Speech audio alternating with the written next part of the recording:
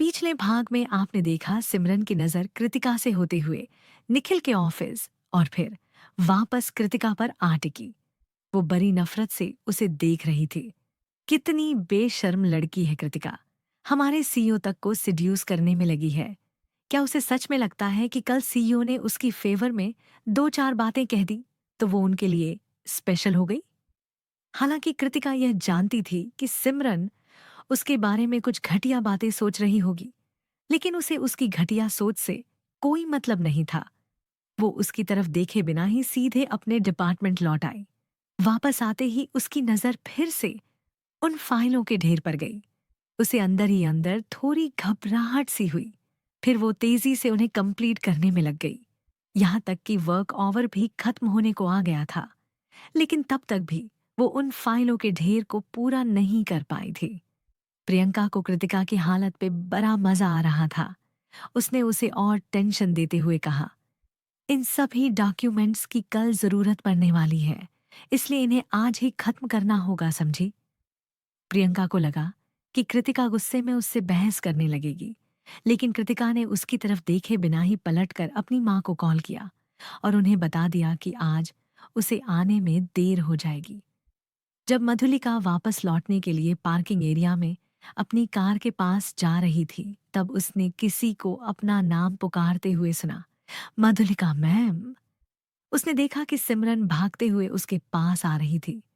सिमरन ने मधुलिका के काफी करीब आते हुए बहुत धीमी आवाज में कहा, आज दोपहर में मैंने कृतिका को सीईओ सर के ऑफिस में जाते हुए देखा, लेकिन सीईओ सर ने उसे पहचानने से भी इनकार कर दिया। फिर भी उस बेशर्म लड़की ने उन्हें सेड्यूस करने की कोशिश की। सिमरन ने मधुलिका की चापलूसी करते हुए हल्की मुस्कुराहट के साथ आगे कहा, मुझे यही लगता है कि आपकी और सीईओ सर की जोड़ी बेस्ट है। कल उन्होंने आपको सिर्फ इसीलिए पहचानने से मना कर दिया होगा क्योंकि कंपनी में उनकी एक अलग रेपुटेशन है, जो कि आपके और उनके बीच के रिलेशन से उड़ने वाली अफवाह से खराब हो सकती थी। मधुलिका की तारीफ सिमरन ने कुछ इस तरह से की थी कि वो किसी गुब्बारे की तरह फूल गई। मधुमिका का चेहरा गुस्से से लाल हो गया। वो पलटी और वापस अपने ऑफिस की तरफ तेज कदमों में जाने लगी। पब्लिक रिलेशन डिपार्टमेंट से सब कोई ऑफिस आवर खत्म होते ही लौट चुके थे। राघव आखिरी आदमी था जो वहां से जाने वाला था। जब वो अपने ऑफिस में था तब वो लगातार कृतिका को ही देखे जा रहा था। वो वेट कर रहा था कि कब कृतिका ऑफिस से वापस जाने के लिए अपना बैग पैक करे, ताकि उसे उसके साथ जाने का मौका मिल जाए और वो उसके साथ कुछ वक्त बिता पाए। जैसे जैसे राघव कृतिका को जानते जा रहा था, वैसे वैसे उसे इस बात का और भी ज्यादा अफसोस हो रहा था कि उसने उस दिन अपनी माँ को वो सब कहने से क्यों नहीं रोका। राघव कृतिका को पसंद करने लगा था। पहले वो उसे सिर्फ एडमायर करता था, लेकिन धीरे धीरे वो एडमिरेशन अब चाहत में बदलने लगी थी। लेकिन जो कुछ भी गलतफहमी उनके बीच हो चुकी थी, उसके बाद कृतिका का उसे एक्सेप्ट करना काफी मुश्किल था। इसके अलावा प्रेजेंट में उनके बीच का रिलेशन एक बॉस और उसके एम्प्लॉय का था। इधर कृतिका भूख लगने के कारण कैंटीन में कॉल करके कुछ खाने के लिए ऑन ऑर्डर करने ही वाली थी कि उसके फोन पर निखिल का कॉल आ गया। ऐसा लगता है जैसे निखिल टेलीपैथिकली उससे जुड़ रहा हुआ था। कृतिका ने मन ही मन निखिल को डांट लगाई। हालांकि निखिल ने कहा था कि वो उसके डिसीजन का वेट करेगा, लेकिन वो उसे शांति से उनके रिलेशन के बारे में सोचने का मौका ही नहीं दे रहा था। वो बार बार किसी न किसी बहाने से उसे कॉल कर उसे अपनी एग्जिस्टेंस की याद दिलाता रहता था। इस कारण से वो इस बारे में शांति से कुछ सोच ही नहीं पा रही थी।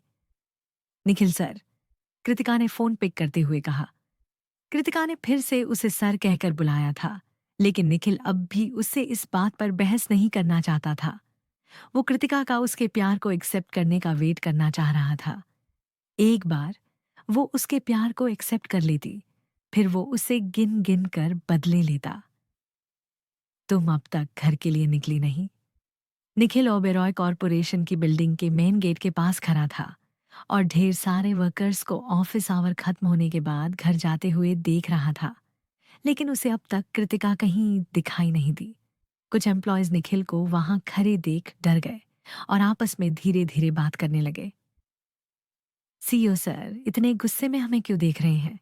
लगता है हम ऑफिस आवर खत्म होने के तुरंत बाद वापस लौट रहे हैं ना, इसलिए वो हमसे नाराज हो गए हैं। मुझे भी ऐसा ही लगता है। उनकी गुस्सैल आंखों को तो देखो, ऐसा लगता है जैसे अपनी आंखों से ही वो हमें जलाकर मार डालेंगे। आज मुझे थोड़ा ओवर टाइम काम करना होगा। मेरा आज का काम अब भी खत्म नहीं हुआ। कृतिका ने निखिल को एक्सप्लेन किया। कंपनी ज्वाइन करने के दूसरे ही दिन तुम्हें ओवर टाइम करना पड़ रहा है। तुम्हारे डिपार्टमेंट के बाकी एम्प्लॉयज क्या कर रहे हैं? वो अपना अपना काम खत्म कर लौट गए हैं। कृतिका ने अपने फोन को अपने कंधे और कान के बीच में फंसा लिया और दूसरी फाइल को ओपन कर उस पर काम करने लगी। निखिल ने थोड़ा इरिटेट होते हुए पूछा, क्या यह सूरज आहूजा वाले केस से जुड़ा काम है? तुम तो उसे पहले ही कंप्लीट कर चुकी हो। नहीं, मैं सूरज आहूजा वाले केस पर काम नहीं कर रही हूँ। आप जानते हैं ना कि अभी मेरा ट्रायल पीरियड चल रहा है और यहाँ बहुत कुछ ऐसा है जो मुझे अब भी सीखना है। इससे पहले कि कृतिका आगे कुछ और बोलती, उसे राघव उसकी डेस्क की तरफ आता हुआ दिखा। राघव ने थोड़ी दूर से ही उसका नाम पुकारा। कृतिका, मैं अब और बात नहीं कर पाऊंगी। Talk to you later, Kritika ने निखिल से कहा और फोन रख दिया। निखिल ने फोन पर से ही राघव की आवाज पहचान ली थी।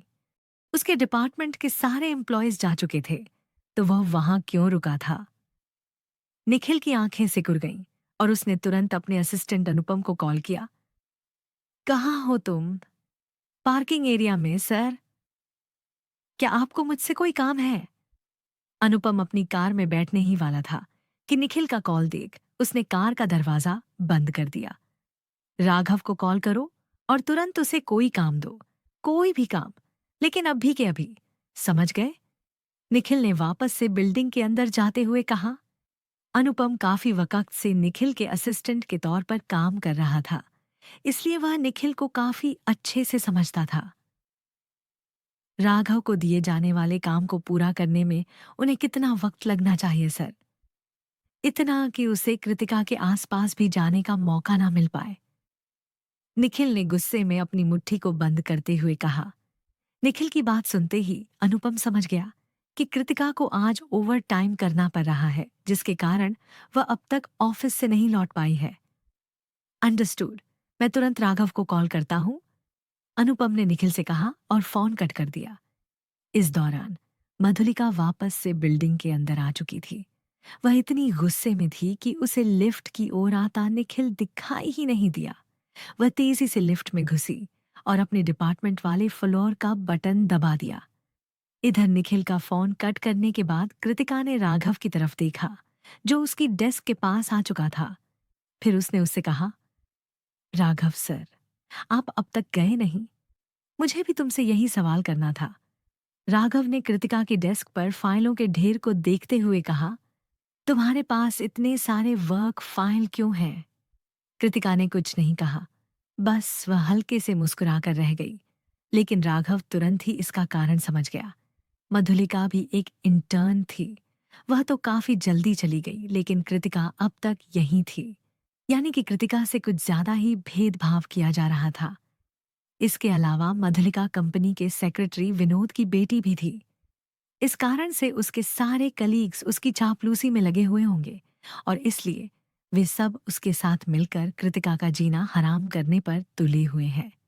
इन सब का अंदाजा लगाना राघव के लिए इतना भी मुश्किल नहीं था, लेकिन वह चाहकर भी इस मामले में कृतिका की हेल्प नहीं कर सकता था। वह जानता था कि जिस तरह की हरकत उसके एम्प्लॉय कृतिका के साथ कर रहे हैं वह गलत है। फिर भी अगर वह डायरेक्टली इस बारे में उन्हें फटकार लगाता है तो उससे उसके डिपार्टमेंट में काम करने का माहौल पूरी तरह खराब हो जाता। राघव कृतिका के लिए अपने अंदर काम कर रहे एम्प्लॉय के खराब बिहेवियर से थोड़ा गुस्से में आ गया। आई एम सॉरी कृतिका, मेरा इस बात पर अब तक ध्यान ही नहीं गया था। मैं कोई ना कोई रास्ता जरूर निकाल लूंगा जिससे तुम्हारे साथ वो बुरा बिहेव करना बंद कर दे। आप फिक्र ना करें, कृतिका ने कहा। कृतिका को उसके कलीग्स के बुरे व्यवहार से कोई प्रॉब्लम नहीं थी। होती भी क्यों? जितना बुरा उसके साथ उसके घर वालों ने किया था, उसके सामने ये लोग कुछ भी नहीं थे। आप इस मैटर में इन्वॉल्व ना ही हो तो अच्छा है। अगर आप कुछ करते हैं तो इससे वो लोग और नाराज हो जाएंगे, जिससे मेरा यहाँ काम करना मुश्किल होता जाएगा। राघव ने परेशान होते हुए धीमी आवाज में कहा। लेकिन अगर तुम इन्हीं फाइलों में उलझी रही तो तुम सूरज आहूजा के केस पर काम कैसे करोगी? क्या तुम्हारे पास इतना वक्त बचेगा कि तुम उसके केस पर काम कर पाओ? कृतिका ने राघव को यह नहीं बताया कि सूरज आहूजा के केस को वह इंटरव्यू वाले दिन ही रात को हॉस्पिटल में फिनिश कर चुकी थी। लेकिन राघव को उसे कुछ तो जवाब देना था। मेरे पास काफी टाइम रहेगा, आप बेकार में परेशान ना हो, और अगर आप ऐसे छोटे मोटे प्रॉब्लम्स में मेरी हेल्प करने के लिए आगे आते रहेंगे तो मैं खुद को इम्प्रूव कैसे कर पाऊंगी? जब राघव ने कृतिका के डिटर्मिनेशन को देखा तो वह कृतिका के हार न मानने के एटीट्यूड और कॉन्फिडेंस के कारण उसे और भी ज्यादा पसंद करने लगा। यह बात साफ थी कि कृतिका को मालूम था कि वो क्या कर रही है और वो क्या चाहती है। उसे अपने काम में इम्प्रूवमेंट करना था, और जिस डिटर्मिनेशन के साथ वो अपना काम कर रही थी, उससे उसे आगे बढ़ने से कोई नहीं रोक सकता था। अगर उसके रास्ते में कोई खाई आती तो वो एक लंबी छलांग लगाकर उसे पार कर लेती। अगर उसके रास्ते में कोई दीवार होती तो वो उसे तोड़कर आगे बढ़ जाती। वो डींगे मारने वाली लड़की नहीं थी। उसे अपने आप पर, अपनी मेहनत पर और अपनी डेडिकेशन पर भरोसा था। कृतिका को इतनी मुश्किल में भी किसी तालाब के पानी की तरह शांत देख राघव को कृतिका पर विश्वास होने लगा। उसे लगने लगा कि कृतिका अपने टेस्ट को आसानी से पास कर लेगी। उस वक्त कृतिका फिर से अपनी फाइलों में बिजी हो गई थी, इसलिए अपनी तरफ देखते राघव के एक्सप्रेशन को वह देख नहीं पाई। जैसे ही राघव कृतिका से कुछ और कहने वाला था कि तभी उसे अनुपम का कॉल आ गया। अभी कॉल रिसीव करने के बाद राघव ने हैरानी में कहा, हाँ, कुछ जरूरी काम आ गया, आपको अब भी आना होगा। दूसरी तरफ से फोन पर अनुपम की आवाज आई, ठीक है, फिर मैं तुम्हें और डिस्टर्ब नहीं करूंगा। फोन कट करने के बाद राघव ने कृतिका से कहा, मैं भी रुककर तुम्हारी हेल्प करना चाहता था, लेकिन असिस्टेंट अनुपम को मुझसे और कुछ काम आ पड़ा है, इसलिए मुझे जाना होगा। लगता है आज मुझे भी ओवर टाइम करना पड़ेगा। हालांकि उसे भी ओवर टाइम काम करना पड़ रहा था, लेकिन उसे इस बात के लिए काफी बुरा लग रहा था कि वो कृतिका के साथ वक्त नहीं बिता पाएगा। फिर उसके मन में ख्याल आया कि क्यों ना वह अनुपम से मिलने वाले काम को यहीं अपने डिपार्टमेंट में वापस आकर करे। उसे खुद के इस आइडिया पर बहुत प्राउड फील हुआ। यही बात उसने कृतिका से कही, मैं जाकर देखता हूं कि मुझे किस तरह का वर्क मिलने वाला है। फिर उसके मन में ख्याल आया कि क्यों ना वह अनुपम से मिलने वाले काम को यही अपने डिपार्टमेंट में वापस आकर करे। उसे खुद के इस आइडिया पर बहुत प्राउड फील हुआ। यही बात उसने कृतिका से कही, मैं जाकर देखता हूं कि मुझे किस तरह का वर्क मिलने वाला है। अगर पॉसिबल हुआ तो मैं वो यहीं ले आऊंगा। ऐसे में दोनों लोग साथ में काम कर पाएंगे। कृतिका ने कोई रिप्लाई नहीं किया। पता नहीं क्यों, पर उसे लग रहा था कि राघव अब वापस नहीं आने वाला है। जैसे ही राघव ने कहा कि उसे अनुपम का कॉल आया है, तब मन ही मन उसका पहला रिएक्शन यही था कि ये कॉल निखिल ने करवाया है। जब राघव टॉप फ्लोर पर पहुंचा, लगभग उसी वक्त तेजी से अनुपम भी वहां पहुंच गया। अनुपम सर, राघव ने अनुपम के पास आते हुए कहा, आप फोन पर किसी जरूरी काम के बारे में बात कर रहे थे। मुझे फ्राइडे नाइट को लेकर आपसे बात करनी थी। आने वाले फ्राइडे को हमने जो चैरिटी फंक्शन प्लान किया था, उसे आपके अंडर पब्लिक रिलेशन डिपार्टमेंट ही ऑर्गेनाइज कर रहा है। तो आप अपनी प्रिपरेशन और प्लानिंग के बारे में मुझे बताएं। राघव पूरी तरह से हैरान रह गया। हम ऑफिस आवर के वक्त भी इस बारे में बात कर सकते थे, क्या अब भी इसके बारे में बात करना जरूरी है? अनुपम ने एक सांस में ही राघव को एक्सप्लेन किया, आप जानते हैं कि सीईओ सर का स्केड्यूल कितना बिजी रहता है। वो चैरिटी फंक्शन को लेकर आपके प्रिपरेशन के बारे में जानना चाहते हैं, और कल सिर्फ मॉर्निंग टाइम में ही वो फ्री रहेंगे। ऐसे में अगर मैं कल ऑफिस आवर में आपकी प्लानिंग के बारे में बात करूंगा तो उन्हें रिपोर्ट करने में मुझे देर हो जाएगी। क्या आप चाहेंगे कि सीईओ सर आपकी प्लानिंग को जानने के लिए वेट करें? हालांकि राघव को ये सब बड़ा अजीब लग रहा था, लेकिन अनुपम के एक्सप्लेनेशन के बाद उससे कुछ बोलते नहीं बना। उसने एक लंबी सांस ली, अपने मन को शांत किया और अनुपम को डिटेल में सब कुछ बताने लगा। उसके दिल में एक दर्द भरी टीस उठी, क्योंकि अब उसे कृतिका के साथ वक्त बिताने का मौका नहीं मिलने वाला था। कि जाते ही कृतिका को मधुलिका के हाई हील्स से होने वाले कदमों की तेज आवाज सुनाई दी, जो हर पल के साथ और तेज होते हुए उसके करीब आती जा रही थी। उसने इरिटेट होते हुए अपना सिर हिलाया और सामने दरवाजे से मधुलिका को सीधे अपनी तरफ गुस्से में आते हुए देखा। कृतिका तुरंत समझ गई कि मधुलिका के इरादे ठीक नहीं है, इसलिए वो तुरंत अपनी चेयर से उठ खड़ी हुई। कृतिका अपनी चेयर से इसीलिए उठ गई क्योंकि जैसा वो सोच रही थी, अगर मधुलिका ने वैसी ही कोई हरकत की तो बैठे हुए उसे हैंडल करना कृतिका के लिए काफी मुश्किल हो जाता। उसके करीब आते ही मधुलिका ने उसे गाली दी और अपना हाथ उसे मारने के लिए हवा में उठाया। कृतिका ने अपने गाल की तरफ बढ़ रहे मधुलिका के हाथ को बीच में ही पकड़ लिया और उसे इतनी जोर से मरोड़ा कि मधुलिका दर्द से चीख उठी। आ! फिर कृतिका ने उसे दूसरी तरफ जोर से धकेल दिया। हाई हील्स के कारण मधुलिका खुद को संभाल नहीं पाई। हालांकि वो गिरी तो नहीं, लेकिन लड़खड़ाते हुए अपनी डेस्क से जा टकराई। दिमाग ठिकाने पर है तुम्हारा? यू कोयले की तरह क्यों जल रही हो? मधुलिका ने कृतिका की तरफ अपनी फिंगर पॉइंट करते हुए कहा। Kritika, stay away from my Nikhil. ये सुनते ही कृतिका समझ गई कि मधुलिका क्यों ऐसा कह रही है। दोपहर में निखिल के ऑफिस से बाहर निकलते हुए उसे सिमरन ने देख लिया था। उस वक्त उसके चेहरे पर कृतिका के लिए नफरत और गुस्सा साफ झलक रहा था। लेकिन कृतिका ने यह नहीं सोचा था कि उस वक्त वो मन ही मन क्या सोच रही होगी। लेकिन अभी अभी मधुलिका की बात सुन वो समझ गई कि निखिल के ऑफिस से उसे बाहर निकलते देख उसके मन में यही ख्याल आया होगा कि वो निखिल को सिड्यूस करने की कोशिश करने उसके ऑफिस गई थी, और यही बात उसने मधुलिका को ऑफिस आने के बाद बताई होगी। कृतिका दिल ही दिल में हंस पड़ी। उसे समझ नहीं आ रहा था कि वो उन्हें कैसे बताए कि कौन किसे सिड्यूस करने की कोशिश कर रहा था। अगर उसने अब भी चीख कर सच्चाई मधुलिका को बता दी तो उस बेचारी की तो रूह कांप उठेगी। Stay away from my Nikhil. Kritika ये कहते हुए मधुलिका का मजाक उड़ाकर हंस पड़ी। मैं इस बारे में बात तो नहीं करना चाह रही थी, लेकिन अब जब तुमने शुरू कर ही दिया है तो इसे अच्छे से क्लियर कर लेते हैं। कल सीईओ सर के ऑफिस में तुमने उनका स्पेशल फाउंटेन पेन उठाया।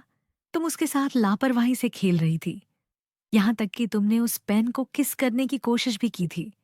लेकिन ठीक उसी वक्त मैं वहां उनके ऑफिस में आ गई। तो पहली बात, अगर तुम्हारे मन में ये ख्याल किसी ने डाला है कि मैं सीईओ सर को सिड्यूस करने की कोशिश कर रही हूं, तो अपने घटिया दिमाग से ये बात निकाल दो।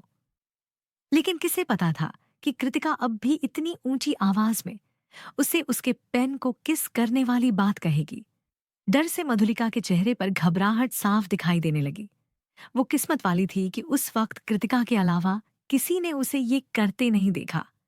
कृतिका दिल से मधुलिका से यह सवाल करना चाहती थी कि अगर किसी को अपनी औकात मालूम होनी चाहिए तो निखिल के दो दो बार उसे न पहचानने पर भी वह उसे जानने का ड्रामा क्यों कर रही थी। क्या उसे अपनी औकात नहीं मालूम, जो वह बार बार निखिल को उसके नाम से पुकार रही थी, जबकि वह उसे जानता तक नहीं। मधुलिका का गुस्सा शांत ही नहीं हो रहा था।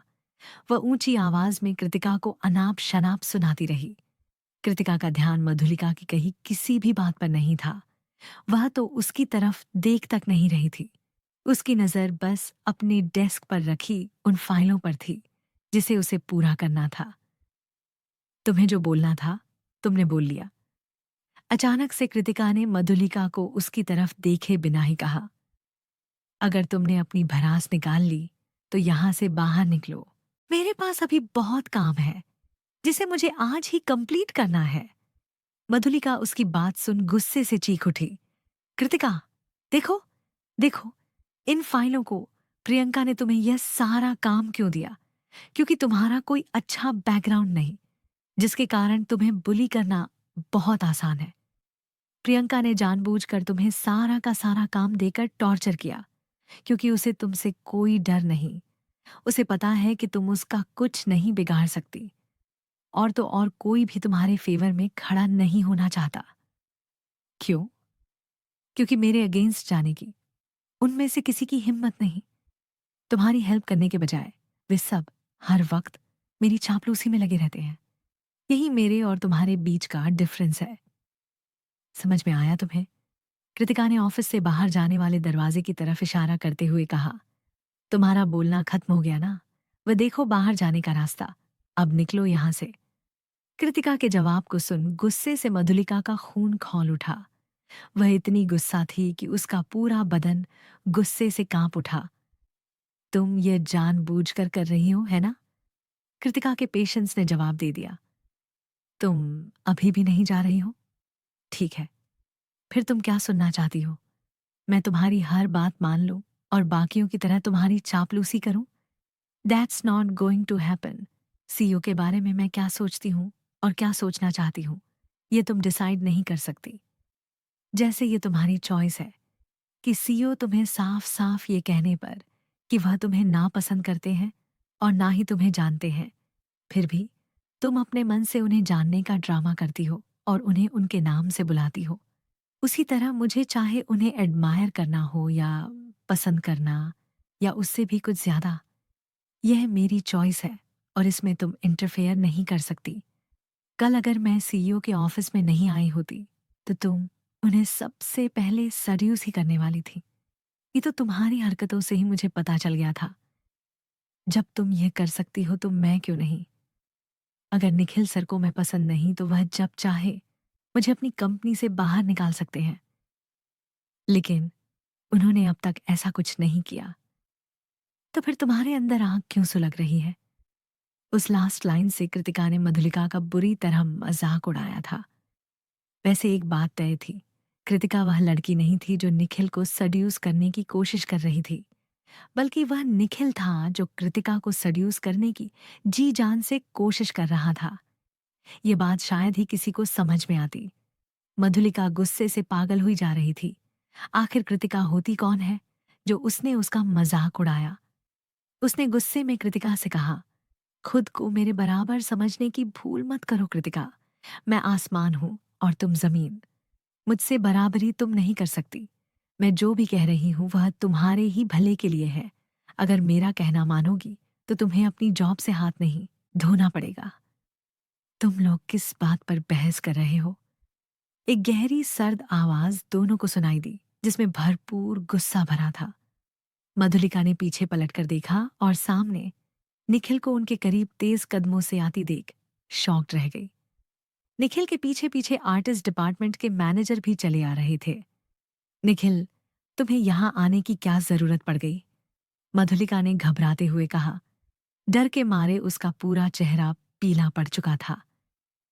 ज्योतिर्मय से किसी मैटर पर मेरी बात हो रही थी जब मुझे इस डिपार्टमेंट से आती तेज आवाज सुनाई दी, जिसके कारण मुझे यहां आना पड़ा। तो क्या मैं जान सकता हूं कि तुम चिल्ला क्यों रही थी?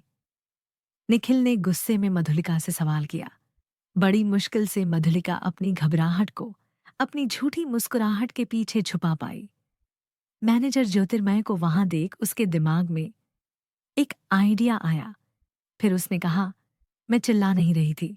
मैं बस कृतिका को याद दिलाना चाह रही थी कि वह एक बड़ी कंपनी में काम कर रही है और चाहे कंपनी बड़ी हो या छोटी, उसके एम्प्लॉय को सिर्फ एक बात का ध्यान सबसे ज्यादा रखना चाहिए, और वो यह कि वह अपना काम दिल लगाकर करे, न कि अपने सुपीरियर के साथ रिलेशन बनाकर कंपनी में आगे बढ़े। साथ ही उसने हम दोनों के बीच के फेयर कंपटीशन में भी अपने रिलेशन को यूज करने की कोशिश की, जो कि गलत है। कृतिका अभी भी अपने डेस्क के पास ही खड़ी थी। उसके चेहरे पर जरा भी घबराहट या डर नहीं दिख रहा था, बल्कि मधुलिका की बातों से उसे हंसी जरूर आ रही थी। वैसे जो कुछ कृतिका ने थोड़ी देर पहले कहा था वो बात सच थी। मधुलिका निखिल को सिड्यूस करने की कोशिश में लगी हुई थी, क्योंकि कृतिका की शिकायत करते हुए उसने अपना जैकेट उतार दिया था, जिससे उस शॉर्ट ड्रेस में उसका सेक्सी फिगर और उसके खुले पैर काफी अच्छे से दिखाई देने लगे। मधुलिका ने जो कुछ भी कहा था, उसे सुनने वाले को यही फील होने वाला था कि कृतिका अपने डिपार्टमेंट के मैनेजर राघव को सिड्यूस करने की कोशिश कर रही है। आखिर मधुलिका ने किसी का नाम न लेकर सिर्फ सुपीरियर वर्ड यूज किया था और राघव कृतिका का डायरेक्ट सुपीरियर था। इसके अलावा किसी न्यू एम्प्लॉय को लेकर कोई भी यह नहीं सोच सकता था कि उसका डायरेक्ट कनेक्शन निखिल से होगा।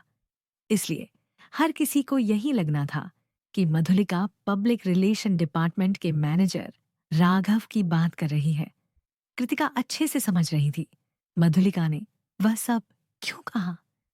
उसका नाम खराब करने से ज्यादा वह निखिल के दिल में उसके लिए नफरत पैदा करना चाह रही थी। वह निखिल को कुछ इस तरह से मिसगाइड करना चाह रही थी कि उसे लगे कि कृतिका राघव को तो सिड्यूस कर ही रही है, साथ में वह उसे भी सिड्यूस करने की कोशिश में लगी हुई है। इस तरह से निखिल कृतिका से बेपनाह नफरत करने लग जाता। कृतिका ने सोचा नहीं था कि मधुलिका इतनी शातिर हो सकती है। इस दौरान मैनेजर ज्योतिर्मय को समझ नहीं आ रहा था कि वह क्या करे। उसने एक नजर मधुलिका को देखा, फिर एक नजर कृतिका को। उसके बाद उसने चुप रहना ही ठीक समझा। वह बेचारा तो आज अपने काम को पूरा कर वापस लौटने में थोड़ा सा लेट हो गया था और जैसे ही वह अपने ऑफिस से बाहर निकला, वैसे ही निखिल आर्टिस्ट डिपार्टमेंट के पास से गुजरा। सामने ज्योतिर्मय को देख निखिल ने सीधे उसे अपने पीछे आने को कहा, फॉलो मी। अब तक वह बेचारा समझ नहीं पाया था कि उसे वहां क्यों लाया गया है। जब निखिल ने कहा कि वह और मैनेजर ज्योतिर्मय किसी मैटर पर आर्टिस्ट डिपार्टमेंट में डिस्कशन कर रहे थे, तो ज्योतिर्मय को यह बड़ा अजीब लगा। उन दोनों के बीच कोई डिस्कशन तो हुआ ही नहीं, लेकिन चूंकि निखिल उसका और पूरी कंपनी का बॉस था, इसलिए जो भी वह कहता उसे वह मानना पड़ता। निखिल ने मधुलिका की बात पर अग्री करते हुए कहा, अच्छी बात है कि तुम सुपीरियर और उसके अंडर काम कर रहे एम्प्लॉय के बीच के रिलेशन को अब समझने लगी हो। इसलिए मैं एक आखिरी बार तुम्हें समझा रहा हूं कि मुझे मेरे नाम से पुकारना बंद करो। तुम चाहे किसी से भी कितना ही सीरियसली क्यों ना कहो कि तुम और मैं एक दूसरे को जानते हैं, लेकिन सच यही है कि मैं तुम्हें बिल्कुल भी नहीं जानता। मधुलिका ठगी सी रह गई। उसकी वह झूठी मुस्कुराहट भी निखिल की वह बात सुनकर गायब हो गई थी। कल भी निखिल ने यही बात सबके सामने कही थी और आज भी वह यही बात फिर से बोल रहा था, और वे भी तब जब उसने अभी अभी कृतिका का मजाक उड़ाया था। निखिल ने थोड़ा चिढ़ते हुए कहा, अगली बार से ऑफिस आवर के बाद कंपनी में रुककर ऐसे तमाशा करने की कोई जरूरत नहीं। हैरानी में मधुलिका का मुंह खुला रह गया। फिर उसने कहा, निखिल सीईओ सर, मैंने जो कहा क्या आपने सुना नहीं? कृतिका ने सुपीरियर को सिड्यूस कर हमारे बीच के फेयर कंपटीशन में उनका सपोर्ट लेने की कोशिश की है। किस सुपीरियर को मिस कृतिका ने सिड्यूस किया है? निखिल ने मधुलिका से पूछा। कृतिका ने देखा कि निखिल ने उस आखिरी सवाल के साथ अपने सीने को थोड़ा चौड़ा कर लिया था, मानो वह खुद पर प्राउड फील कर रहा हो। कहीं ऐसा तो नहीं कि मधुलिका के मुंह से वह अपना नाम सुनना चाहता है? निखिल के उस सवाल के जवाब में मधुलिका कुछ न कह सकी। उसमें इतनी हिम्मत नहीं थी कि वह निखिल का नाम ले, और ना ही उसमें इतनी हिम्मत थी कि वह राघव का नाम ले सके। फिर मधुलिका ने कहा, कृतिका ने ऐसा करने की कोशिश तो की, लेकिन वह ऐसा कुछ कर नहीं पाई। अगर आपके पास कोई एविडेंस है तो आप वह मुझे दीजिए। कंपनी में अपनी पोजीशन को बेहतर करने के लिए किसी को सिड्यूस करने जैसे तरीके को यूज करने वाले को हमारी कंपनी बर्दाश्त नहीं करेगी और उसे कड़ी पनिशमेंट देगी। लेकिन अगर यह बस आपके दिमाग की अपनी उपज है तो कंपनी इसे भी बर्दाश्त नहीं करेगी। निखिल ने सीधे मधुलिका को वार्निंग दी। फिर उसने अपनी कड़क आवाज में पूछा, क्या आपके पास कोई एविडेंस है? मैं मधुलिका के डर से हालत खराब हो गई थी। डर के मारे उसकी हथेली भी पसीने से भीग गई। निखिल ने जिस भारी आवाज में उसे वह सवाल किया था, उसके बाद उसका दिल डर के मारे ऐसे धड़क रहा था जैसे वह अब भी ब्लास्ट कर जाएगा। उसके पास एक विटनेस था और वह विटनेस सिमरन थी। लेकिन मधुलिका इतनी बेवकूफ भी नहीं थी। वह जानती थी कि सिमरन उस वक्त वहां नहीं है। अगर वह उस वक्त वहां उसके साथ भी होती तो भी उसमें इतनी हिम्मत नहीं थी कि निखिल के सवाल करने पर वह उसे सब कुछ सच सच बताती। मैं एविडेंस ले आऊंगी। आखिर में मधुलिका बस इतना ही कह पाई, क्योंकि कृतिका को पनिश करवाने के लिए काफी नहीं था। मैनेजर ज्योतिर्मय भी मधुलिका के उस जवाब के बाद अंदर ही अंदर उस पर भड़क उठा। वह मन ही मन यही सोच रहा था कि राघव की किस्मत कितनी बुरी है, जो पब्लिक रिलेशन डिपार्टमेंट में उसके अंडर काम करने के लिए मधुलिका जैसी बददिमाग लड़की आई है। जैसी हरकतें इस लड़की की हैं, उसे देखकर कोई भी यह समझ सकता है कि पीआर डिपार्टमेंट में काम करने का शांत और खुशनुमा माहौल अब खत्म हो चुका है। जब तक ये यहाँ रहेगी तब तक इस डिपार्टमेंट में कोई चैन से नहीं रह पाएगा। मधुलिका को निखिल ने इतना ज्यादा एम्बैरेस्ड किया था कि वह एक पल भी वहां रुकना नहीं चाहती थी। अगर इस वक्त वहां सिर्फ निखिल होता तो वह जानबूझकर वहीं रुककर काम करती और निखिल को इम्प्रेस करने की कोशिश करती। लेकिन वह ऐसा कुछ नहीं कर पाती क्योंकि कृतिका ऑलरेडी वहां रुककर ओवर टाइम वर्क कर रही थी। साथ ही निखिल के पीछे मैनेजर ज्योतिर्मय भी खड़े थे। इसलिए मधुलिका ने वहां एक पल भी रुकना ठीक नहीं समझा और कृतिका को अपना बुरा सा मुंह दिखाते हुए वह वहां से चली गई।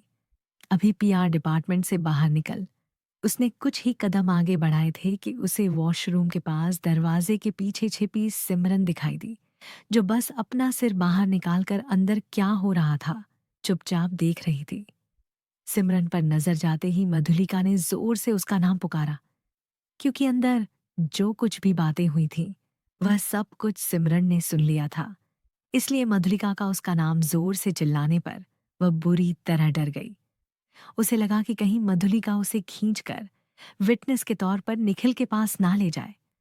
सिमरन डर और घबराहट के मारे पलटी और तेजी से दौड़कर वहां से भागने लगी। लेकिन मधुलिका इतने गुस्से में थी कि वह भी उसके पीछे दौड़ पड़ी और चीखते हुए बोली, भाग कहाँ रही हो? अभी मेरे साथ चलकर निखिल को सब सच सच बताओ। जैसे ही सिमरन ने यह बात सुनी वह और भी ज्यादा तेजी से दौड़ने लगी। आखिर में अपनी हाई हील्स के कारण मधुलिका लड़खड़ाकर धड़ाम से गिर पड़ी, जिससे सिमरन उसकी पकड़ में नहीं आ पाई। नीचे गिरी हुई मधुलिका के दिल में सिमरन के लिए अब कृतिका से भी ज्यादा नफरत भर गई थी। दूसरी तरफ निखिल ने हैरानी और गुस्से में ज्योतिर्मय की तरफ देखते हुए कहा। ज्योतिर्मय कोई बेवकूफ नहीं था। उसने तिरछी नजरों से कृतिका की तरफ देखते हुए निखिल से कहा, मैं बस जा ही रहा था सर। ये कहते हुए ज्योतिर्मय पलटा और तेज कदमों से वहां से निकल गया। जैसे ही ज्योतिर्मय वहां से गया वैसे ही पीआर डिपार्टमेंट का ऑफिस पूरी तरह शांत हो गया। वह ऑफिस ओबरॉय कॉरपोरेशन के बाकी सभी डिपार्टमेंट की तरह ही काफी बड़ा था, लेकिन उस वक्त वहां सिर्फ कृतिका और निखिल थे, दूसरा और कोई नहीं। खाली पीआर डिपार्टमेंट, सिर्फ निखिल और कृतिका। आगे क्या होगा जानने के लिए सुनते रहिए इसका नेक्स्ट पार्ट।